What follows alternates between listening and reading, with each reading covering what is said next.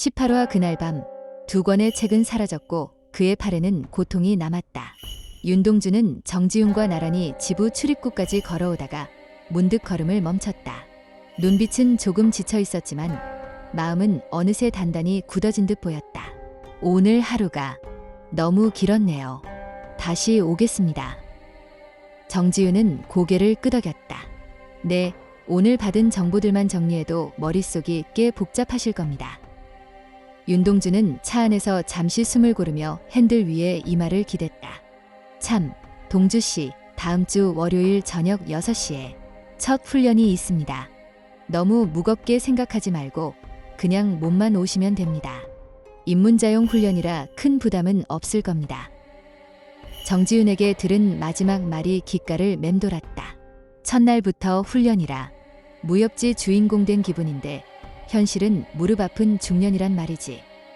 작은 웃음이 났다. 그래도 이상하게도 마음 한켠은 그리 싫지만은 않았다. 뭐랄까, 오래 잊고 있던 살아있음이랄까. 그래, 6시 훈련. 가보자.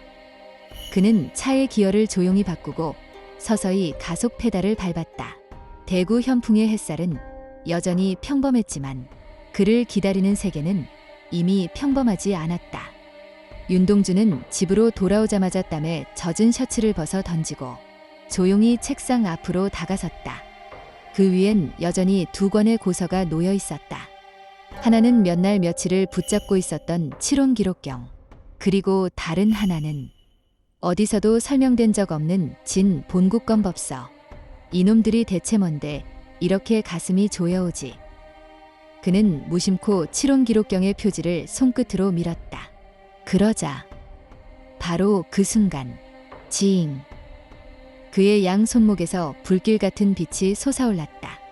살이 뜨겁게 달아오르더니 끔찍한 고통이 몰려왔다. 그아 소리를 쳤다. 그는 무릎을 꿇었다. 전기 충격이 아니라 불로 살을 지지는 고통, 그것도 뼈 깊숙한 곳까지 파고드는 각인이었다. 왼팔에는 108개의 고대 문자가 살점 위에 새겨졌다. 마치 붉은 인두로 살을 태워 찍은 도장처럼 피가 배어나오고 피부가 갈라졌다. 그러나 상처는 곧바로 응고되며 문자로 굳어졌다. 오른팔엔 더 끔찍한 고통이 몰려왔다. 손목에서 팔꿈치까지 마치 비늘로 덮인 생명체가 안으로 파고드는 듯한 통증. 으윽. 그의 피부 아래에서 무언가가 꿈틀댔다. 거대한 용. 눈을 뜬 이무기의 형상이 팔에 감겼다. 비늘 하나하나가 신경을 긁고 그것이 살아있는 듯 그의 맥박과 동조했다. 숨이 막혔다. 심장이 쪼그라드는 것 같았다.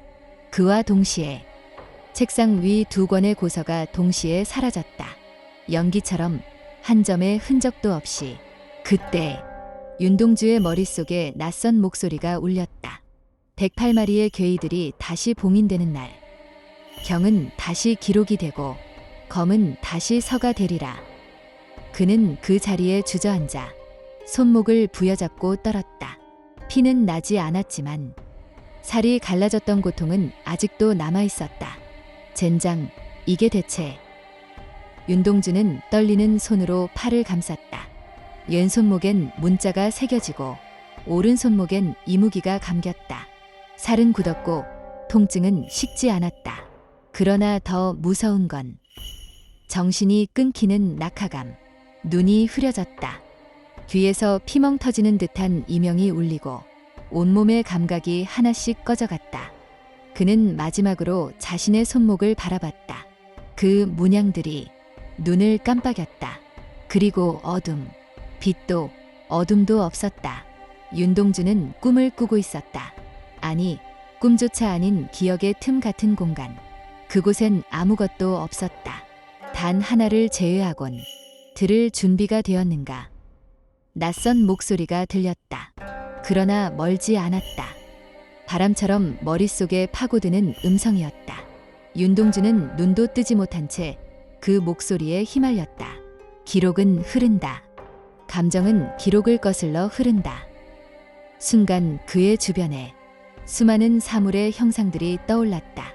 녹슨 커터칼, 깨진 컵, 찢어진 신문지, 오래된 스웨터, 다 타버린 성냥갑.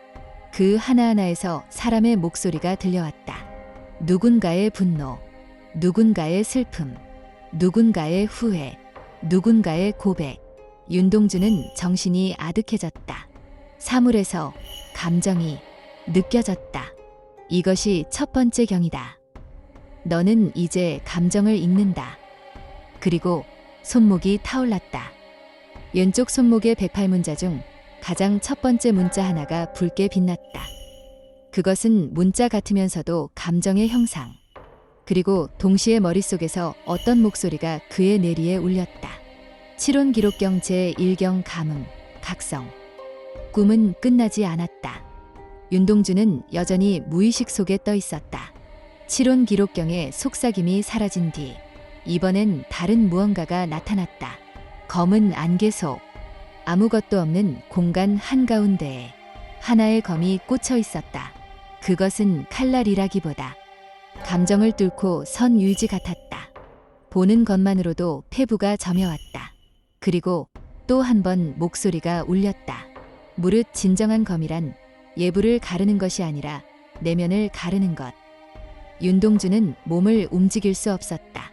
그저 그 목소리를 따라 검을 바라보았다. 진본국검법 제1식 일념절참. 그 순간 검이 그의 오른팔로 날아들었다. 칼날이 팔을 베는 듯한 고통. 그러나 피는 나지 않았다. 대신 감정이 끊겼다. 억눌러왔던 슬픔, 후회, 분노, 자책, 그것들이 칼끝에서 갈라졌다. 그리고 그 모든 것을 감싸며 검이 속삭였다. 이 검은 감정을 벤다. 너는 이제 베는 자이자 봉인하는 자다.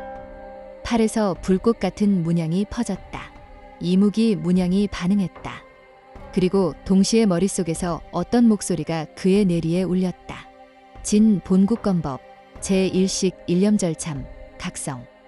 윤동주는 눈을 떴다. 숨을 몰아쉬었고 정신은 붕 뜬 채였지만 두 가지가 분명히 달라졌다. 왼팔에선 감정의 속삭임이 들려왔고 오른팔에선 베어야 할 것이 느껴졌다. 그리고 그의 머릿속엔 그 첫 번째 검식의 문장이 떠올라 있었다. 오직 한 생각으로 베어라. 그 한 생각이 진실일 때 감정은 결박된다. 윤동주는 깨달았다. 자신은 지금 무언가를 사용할 수 있게 되었다. 상태갱신. 진본국검법 제1식 일념절참, 각성 완료.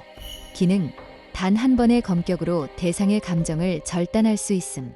감정체나 악기에게 사용 시 감정 중심을 파괴, 일시적 마비.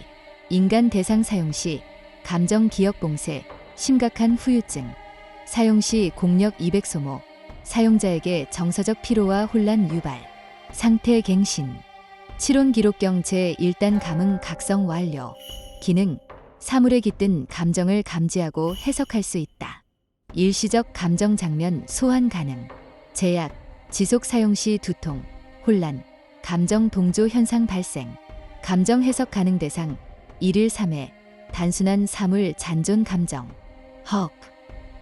윤동주는 깊은 숨을 내쉬며 눈을 떴다. 온몸은 땀범벅.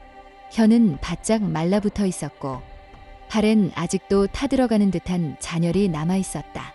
유의식은 흐릿했고 꿈인지 현실인지 분간도 안 되는 상태이다. 그러나 그의 몸은 자연스럽게 움직였다. 폰이 어디에 있지? 침대 옆 협탁을 더듬었다. 손끝에 딱딱한 감촉이 느껴졌고 그는 빠르게 휴대폰을 집어들었다. 배터리 9%, 화면은 켜졌고 알림은 수십 개가 있었다. 정지은, 윤동주 씨 연락 안 받아요? 괜찮으신 거죠? 무슨 일 있는 거 아니죠? 딸 수정이 엄마. 수정이 이번 주는 당신이 보기 힘들겠네. 바쁘다며. 백야행 입문 일정 안내, 자동 발송. 입문자 대상 안전검진 미이행 상태입니다. 회신 요망. 윤동주는 휴대폰을 내려다보며 멍하니 중얼거렸다. 이틀이나 지났다고. 정지윤의 메시지를 다시 봤다. 그리고 무겁게 숨을 내쉬었다. 젠장. 나 무슨 짓을 저지른 거지? 윤동주는 정신을 차린 다음 급하게 폰을 들고 정지윤 씨에게 전화를 한다. 휴대폰 너머로 정지윤의 목소리가 들려왔다. 윤동주 씨, 무슨 일 있으셨습니까? 윤동주는 바닥에 앉아 식은땀으로 젖은 셔츠 소매를 쥐고 있었다. 팔 안쪽에서 식지 않는 잔열. 아직도 손끝은 간헐적으로 떨렸다. 그러나 그는 그 모든 것을 삼켰다. 그냥 좀 많이 아팠습니다. 감기 비슷한 건데 독감처럼 와서 두통의 열에 혼자 일어나지도 못했네요. 정지윤은 아무 말이 없었다. 그런데도 그 정적은 너무 짧지도 길지도 않았다. 갑자기 연락이 없으셔서 걱정을 많이 했습니다. 정지윤이 정적을 깨고 조용히 말했다.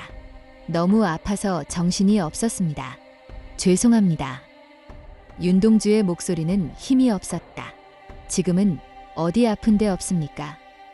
그녀는 조심히 물어봤다. 윤동주는 오른팔을 내려다봤다. 살갗 아래서 이무기 문양이 여전히 숨쉬고 있었다.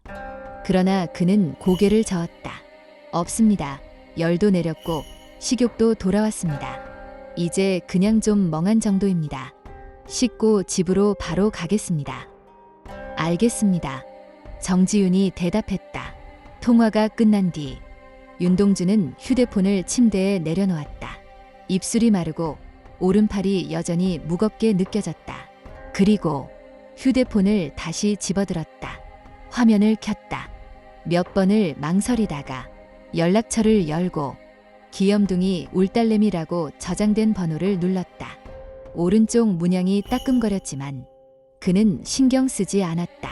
천천히 그리고 조심스럽게 문자를 입력했다. 수정아, 아빠 며칠 연락 못해서 미안해. 좀 아팠다. 지금은 좀 나아졌고 이제 일하러 나간다. 별일 아니니까 걱정은 하지 마라. 한참을 고민하던 그는 마지막에 짧은 한 줄을 더 붙였다. 밥 잘 챙겨 먹고 나중에 통화하자. 문자를 보냈다. 읽음 표시가 언제 찍힐지 몰랐지만 윤동주는 휴대폰을 조용히 내려놓고 간밤에 있었던 일들을 천천히 생각하면서 두 손을 천천히 들어 올렸다.